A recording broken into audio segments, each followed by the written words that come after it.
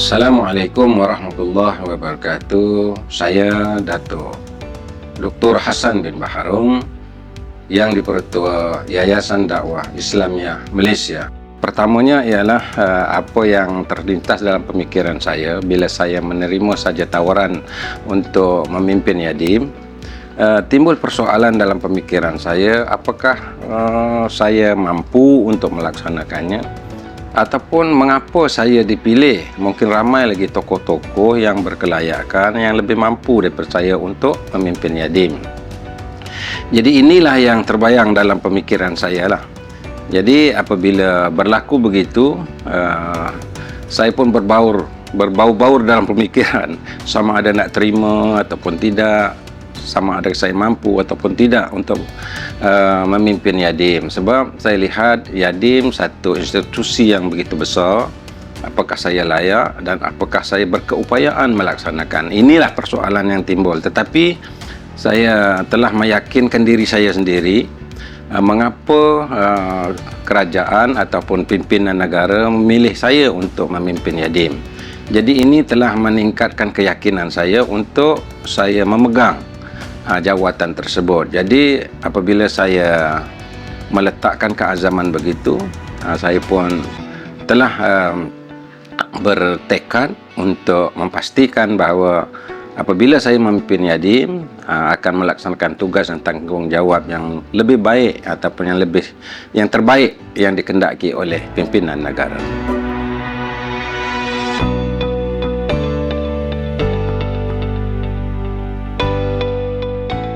Saya melihat Yadim adalah sebuah badan dakwah yang ditubuhkan oleh kerajaan, iaitu pengasasnya Perdana Menteri.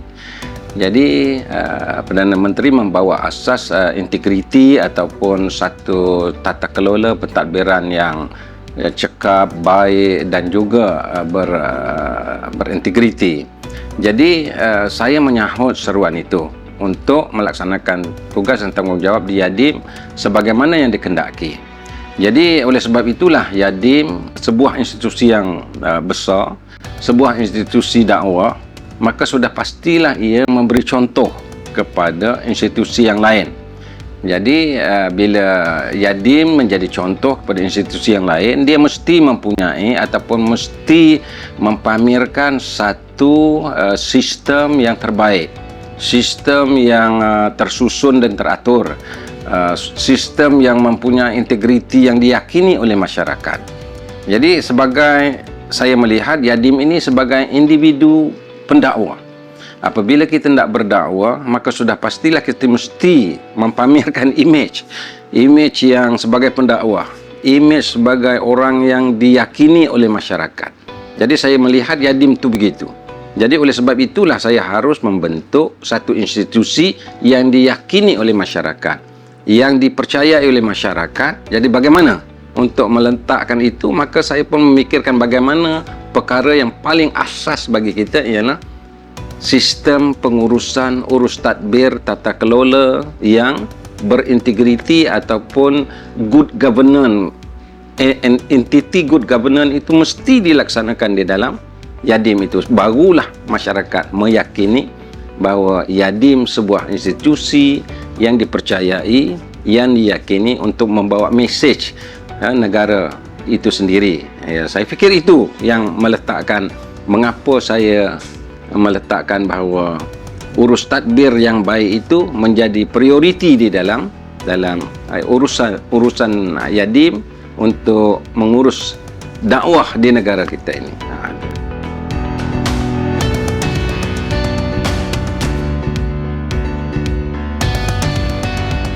Ini satu perkara yang amat penting bagi kita. Kita dalam kehidupan kita sehari-harian ataupun dalam kehidupan kita, kita harus meletakkan sesuatu, mana outcome ataupun hasil yang hendak kita itu capai.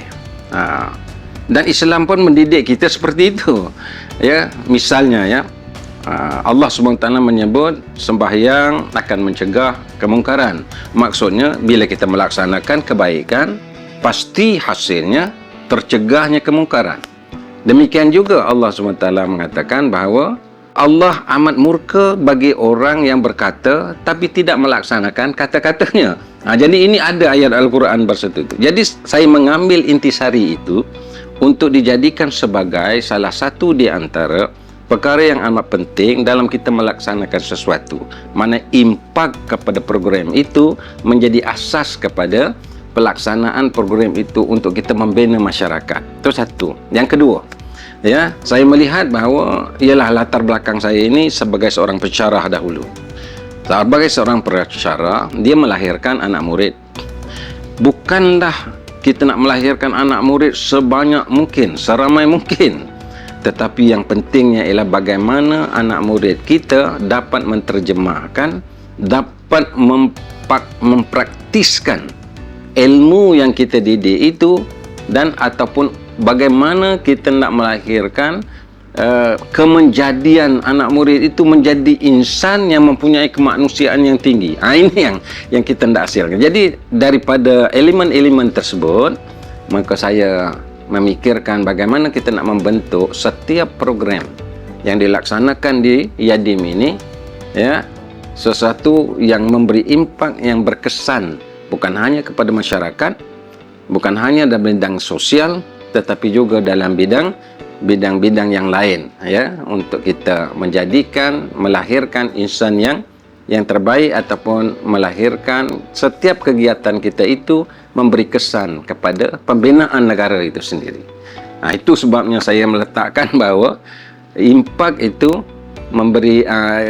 menjadi asas kepada urus tadbir atau kepimpinan saya, daripada jumlah yang begitu kuantiti, tetapi kepada kualiti hasil program yang hendak dilaksanakan. Itu yang itu.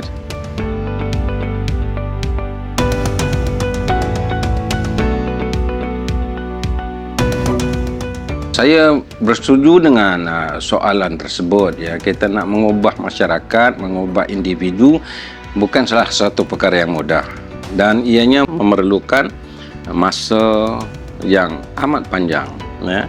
Dakwah Rasulullah pun melalukan proses yang agak panjang untuk merubah manusia itu sendiri. Jadi bukan satu perkara yang mudah. Jadi saya pun berfikir, apakah idea yang saya lontarkan kepada Yadim itu boleh diterima oleh kaki tangan? Apakah idea yang saya berikan kepada kaki tangan boleh di-adapt ataupun boleh dilaksanakan oleh kaki tangan Yadim?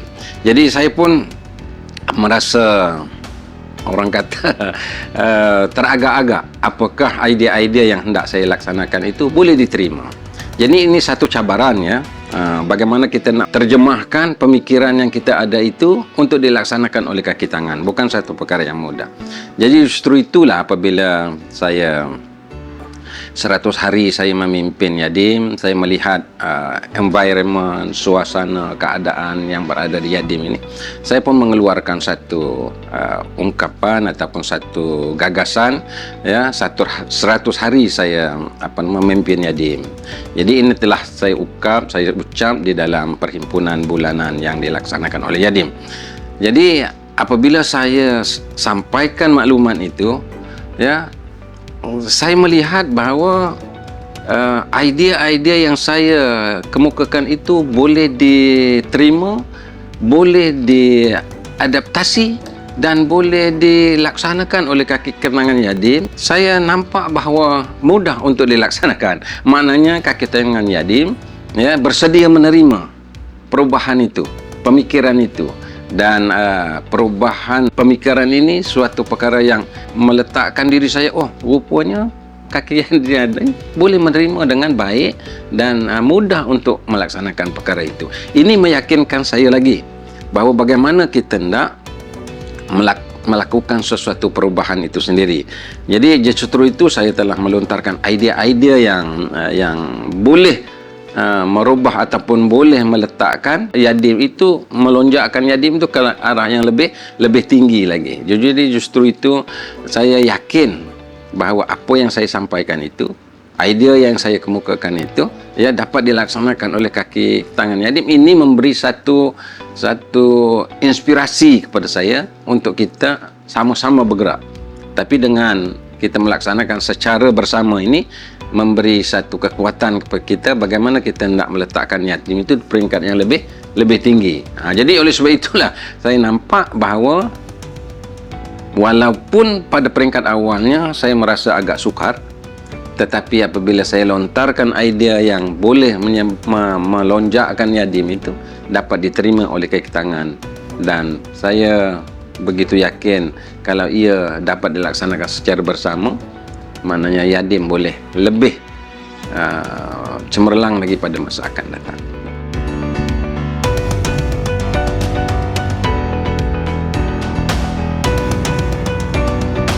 Saya melihat bahawa yatim berdakwah membawa mesej bil hikmah, mau'izatil hasanah, wajadilhum billati hiya ahsan. Itu yang dibawa oleh yatim. Maknanya kita berdakwah itu berdasarkan hikmah. Kita membawa dakwah itu berdasarkan kepada bila kita berbincang, berdialog, ya, dengan membawa fakta-fakta yang asas. Itu yang pertama, ya. Kita melihat supaya yatim ini dilihat secara lebih inklusif dan boleh diterima oleh masyarakat. Yang keduanya, kalau kita melihat, ya, dakwah yang harus kita ketengahkan, yang mesti diketengahkan oleh yatim ialah dakwah yang mengajak, bukan menolak, merangkul, bukan kita menjarak. Jadi ini yang perlu kita ada di dalam yatim itu. Maknanya sebab kita berdakwah bukan hanya fokus kepada orang Islam saja. Kita harus menyebarkan dakwah dan juga pengetahuan dan ilmu Islam itu kepada semua pihak, supaya orang dapat merasai bahawa yatim itu berada dalam masyarakat sebagai penyelesai kepada masyarakat, sebagai rahmatan lil alamin. Ini yang harus kita ketengahkan, bahawa yatim adalah salah satu di antara institusi yang boleh menyelesaikan, yang boleh bersama masyarakat, sama ada Muslim ataupun bukan Muslim itu sendiri. Jadi banyak ayat-ayat Al-Quran yang boleh kita jadikan asas, ya, sebagai landasan di dalam gerakan dakwah yang yatim harus ketengahkan, supaya dakwah yatim itu boleh merentasi semua kaum, boleh merentasi semua budaya, dan boleh merentasi semua puak dalam masyarakat yang ada dekat Malaysia ni. Jadi justru itu, ya, kita kena ada satu asas yang penting kepada yatim itu, supaya yatim itu boleh diterima oleh masyarakat, dan yatim boleh menjadi rujukan kepada masyarakat bagaimana kehidupan masyarakat itu yang berbagai ini hidup dapat dalam keadaan aman, damai, tenteram. Ini tugas dakwah, ya. Kita bukan penghukum. Mungkin orang lain itu kaedah yang lain, tetapi yatim harus meletakkan satu asas yang jelas bahawa itu kita ini pendakwah macam Nabi, ya. Sekalipun dia dituhmah, sekalipun dia dizalimi, sekalipun dia diperangi, tetapi Rasulullah SAW tidak memusuhi mana-mana pihak yang memerangi ataupun menzalimi ataupun mengherdik ataupun menghina baginda Rasulullah SAW. Ini pendekatan yang inklusif kepada yatim, untuk yatim diterima oleh masyarakat di Malaysia ini, kerana Malaysia adalah masyarakat yang majmuk, masyarakat yang berbagai, masyarakat yang berbilang kaum. Maka sudah pastilah pendekatan yang digunakan oleh yatim haruslah merentasi semua nilai budaya masyarakat itu sendirilah. Jadi ini yang patut ditekankan dalam yatim, dan inilah pendekatan yang harus kita bawa, yang hendak kita bawa dan harus kita ketengahkan, supaya yatim sebagai penghubung di antara masyarakat Muslim dengan bukan Muslim, bukan sebagai pemisah di antara masyarakat Muslim dengan bukan Muslim. Jadi kita sebagai penghubung, orang tengah yang menghubungkan di antara dua entiti masyarakat yang berbeza ini sendiri. Jadi inilah peranan ataupun inilah harus pendekatan inklusif yang dibawa oleh Yadim.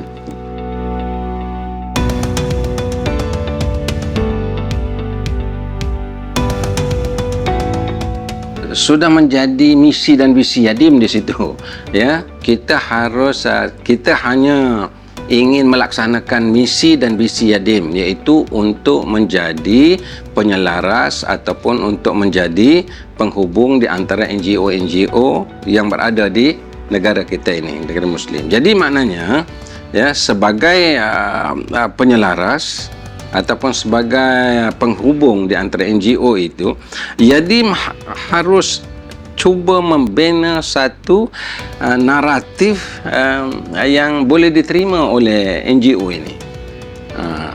Bagaimana?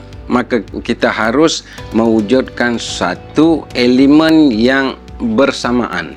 Walaupun kita dapati NGO Islam yang ada di negara kita ini berbagai pendekatan, berbagai dari segi aspek dia punya hala tuju dan pendekatan yang hendak dilaksanakan. Namun Yadim harus meletakkan ataupun harus berfungsi menjadi anchor kepada NGO ini supaya kita dapat menggabung jalinkan pemikiran yang berbagai ini dalam satu gerak kerja yang selangkah bersama-sama. Walaupun kita berbeza metodologi, tetapi dari segi matlamat kita adalah sama. Jadi oleh sebab itu Yadim berfungsi seperti itu. Itu dia asas dia. Yang keduanya, kalau kita lihat, ya, Yadim harus menjadi satu sudah mewujudkan berbagai rangkaian ataupun organisasi di dalam Yadim itu sendiri. Umpamanya ada Zamalah, ada Nuim, ada Mawim, dan ini adalah salah satu di antara peranan yang harus kita mainkan. Nuim bertanggungjawab untuk, ataupun Zamalah bertanggungjawab untuk menyebarkan Islam, bertanggungjawab menyelaraskan organisasi Islam. Mawim bertanggungjawab untuk organisasi wanita-wanita Muslim. Jadi sekiranya kita garap semua perkara ini, cantumkan semua ini, maka sudah pastilah, ya, saya yakin bahawa gerak kerja dakwah itu akan lebih mudah, akan lebih senang, sebab semuanya bertanggungjawab untuk melaksanakannya dalam bidang yang kepakaran yang mereka miliki. Mawim dengan kepakarannya, Nuim dengan kepakarannya, Zamalah dengan kepakarannya, sekiranya dapat digabungkan, dapat diselaraskan, maka ianya menjadi satu gerak kerja dakwah itu dan memudahkan pelaksanaan dakwah itu dalam masyarakat. Jadi oleh sebab itulah semua perkara ini, ya, adalah tanggungjawab Yadim yang sudah menjadi misi dan visi Yadim, ya, untuk menyelaraskan gerak kerja dakwah yang ada di negara kita ini sendiri. Jadi itu.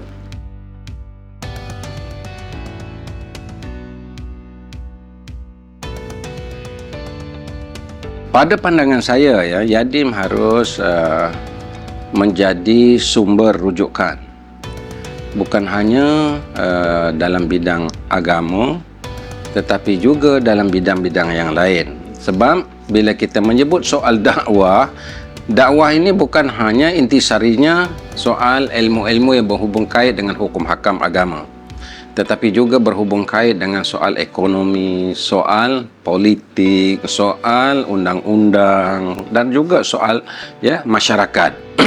Jadi oleh sebab itulah Yadim harus menjadi pusat latihan kepada duat-duat yang nak terjun dalam dasar masyarakat. Jadi justru kalau saya melihat begini, ya, oleh kerana itu Yadim mengadakan latihan dai muda Yadim. ya, yang terdiri daripada bukan hanya datang daripada latar belakang pendidikan agama, tetapi juga datang daripada latar pendidikan akademik yang lain. Accountant-nya ada, engineering-nya ada, dan sebagainya lah, ya, daripada pelbagai universiti dalam dan luar negara. Itu yang pertama. Yang kedua, mungkin juga kita, ya, boleh wujudkan satu, maknanya peserta-peserta di dalam Da'i Muda Yadim ini ialah mereka yang mempunyai nilai bahasa yang berbagai, bahasa India, bahasa Cina, dan bahasa-bahasa yang lain, supaya kita nak meletakkan Yadim ini menjadi contoh kepada, ya, pendakwah-pendakwah di dalam dan juga di luar negara. Kita hendak pasarkan Yadim ini sebagai anchor melahirkan individu, melahirkan doa-doa yang boleh kita pasarkan bukan hanya di dalam negara, tetapi juga, ya, di peringkat-peringkat luar negara, ya, di negara-negara ASEAN, di negara-negara yang mempunyai minoriti Muslim dan sebagainya. Ini penting bagi kita. Sebab Malaysia sudah menjadi rujukan asas kepada sistem pentadbiran. Umpamanya tabung haji ataupun pentadbiran pengurusan haji di Malaysia ini adalah rujukan kepada pentadbiran haji di seluruh dunia. Malahan pentadbiran haji, ya, Malaysia menjadi contoh dan juga mendapat pengiktirafan daripada kerajaan Arab Saudi. So, kita harus juga mewujudkan begitu pendakwah-pendakwah yang, ya, menjadi rujukan kepada peringkat, bukan hanya di peringkat, ya, kebangsaan, tetapi juga di peringkat antarabangsa. Ini penting bagi kita supaya Yadim itu dilihat bukan hanya, ya, berlegar di dalam masyarakat tempatan, tetapi juga di peringkat antarabangsa. Itu yang sepatutnya Yadim itu diwujudkan ataupun dijadikan begitu.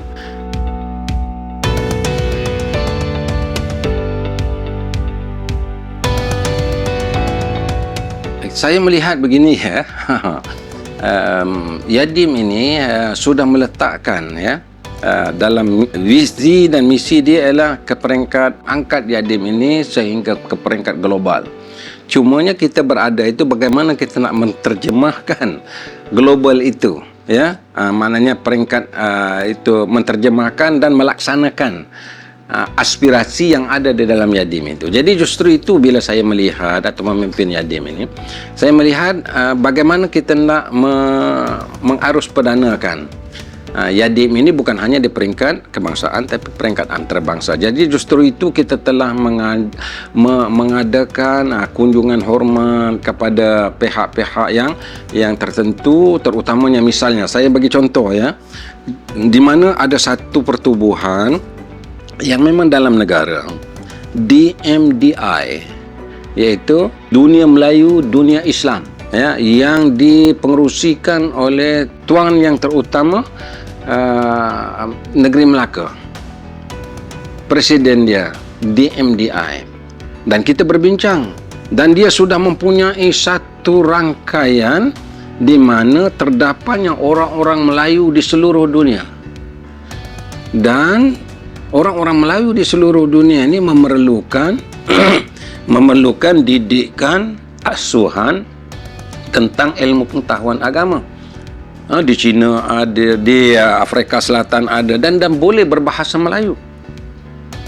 Dan mengapa kita hanya, ya, berkisar di dalam negara, dan kita harus mengikatkan ataupun menjalinkan hubungan strategik dengan DMDI supaya kita juga dapat expose pendakwah-pendakwah kita, dan DMY kita ini ke negara-negara ini. Ini salah satu di antara bagaimana kita hendak mengangkat, ya, Yadim itu ke peringkat antarabangsa. Yang kedua, kalau kita lihat banyak pertubuhan di Malaysia ini sudah ada mengikat hubungan jalinan strategik dengan pertubuhan di luar negara. Mengapa tidak kita menjalinkan hubungan dengan pertubuhan ini supaya kita sama-sama bergerak dengan mereka ke peringkat antarabangsa? Ya, kalau kita nak berjalan secara silo, mungkin kita tidak mampu lagi. Tetapi kita harus menjalinkan hubungan kerjasama ini supaya kita dapat mengangkat nama Yadim juga beserta dengan nama-nama pertubuhan di dalam negara kita. Itu yang kedua. Yang ketiganya ialah kita ada persatuan ya, ataupun pertubuhan negara Islam di Asia Tenggara, ASEAN. Dan mengapa Yadim tidak meneroka ya negara-negara di jiran kita di ASEAN ini untuk kita memasarkan ataupun untuk kita menjalinkan hubungan dengan negara-negara jiran kita ini supaya pendakwah-pendakwah kita mendapat pendidikan, mendapat asuhan, mendapat latihan daripada negara-negara di persekitaran ataupun negara jiran. Dan ini kaedah bagaimana kita nak mengangkat ataupun bagaimana kita nak menterjemahkan ya, istilah global yang ada di dalam visi Yadim itu ke arah peringkat antarabangsa. Inilah usaha-usaha yang sedang kita laksanakan. Dan yang keempatnya ialah supaya warga Yadim juga meningkatkan ilmu pengetahuannya, maka kita cadangkan supaya warga Yadim ya melanjutkan pelajaran di peringkat yang lebih tinggi. Yang ada ijazah pertama pergi kepada ijazah kedua, yang ada ijazah kedua pergi peringkat ijazah yang ketiga, iaitu PhD yang terakhir. Inilah pendekatan-pendekatan yang akan kita gunakan supaya mengangkat martabat Yadim ini ke arah peringkat yang lebih tinggi lagi.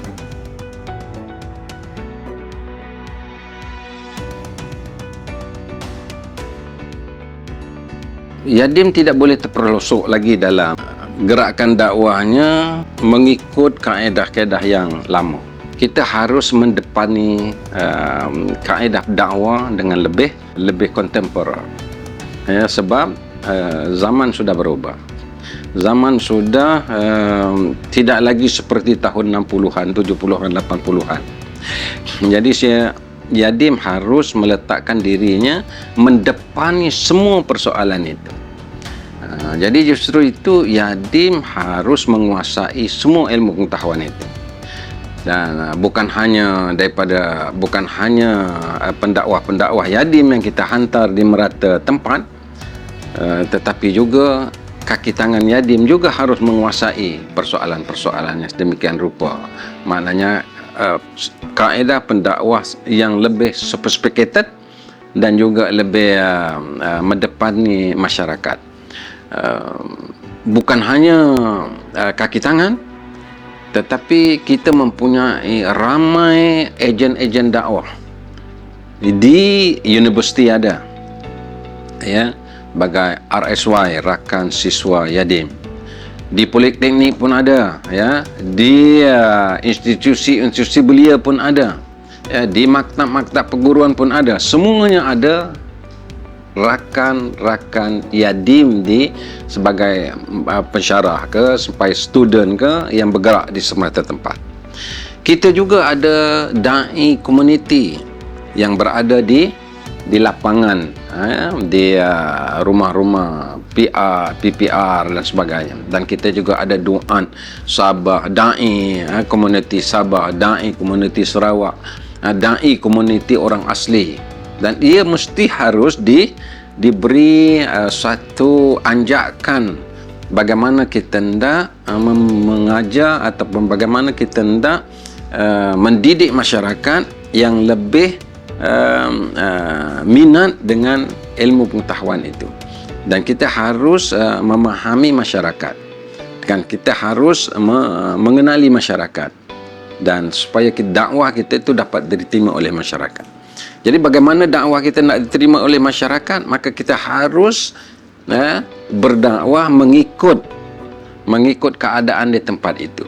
Jadi justru itu pendakwah-pendakwah Yadim ataupun Yadim sendiri harus memiliki ilmu pengetahuan yang terkini, sama ada dari segi aspek media sosialnya, media dan sebagainya. Semua perkara itu harus menguasai sepenuhnya, sebab kita badan dakwah, bukan kita badan yang diamanahkan untuk melaksanakan masalah sosial saja, tetapi kita ialah menyampaikan mesej agama, mesej Islam ya, mesej yang dibawa oleh Rasulullah SAW.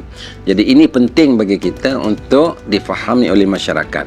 Jadi bagaimana yatim tidak memahami masyarakat, maka yatim harus bersama-sama dengan peredaran masa dan peredaran suasana supaya dakwah yatim itu dapat diterima oleh masyarakat.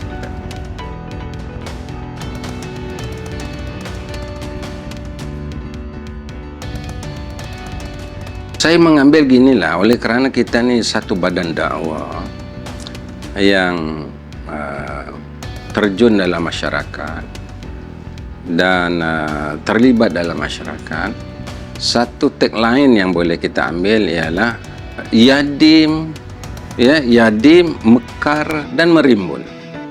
Itu satu istilah, namanya mekar dan merimbun. Kita mengambil ayat Al-Quran, asluha sabitun wa far'uha fis sama. Ini adalah pendekatan yang ataupun tagline yang boleh kita jadikan yatim ini, mekar dan merimbun.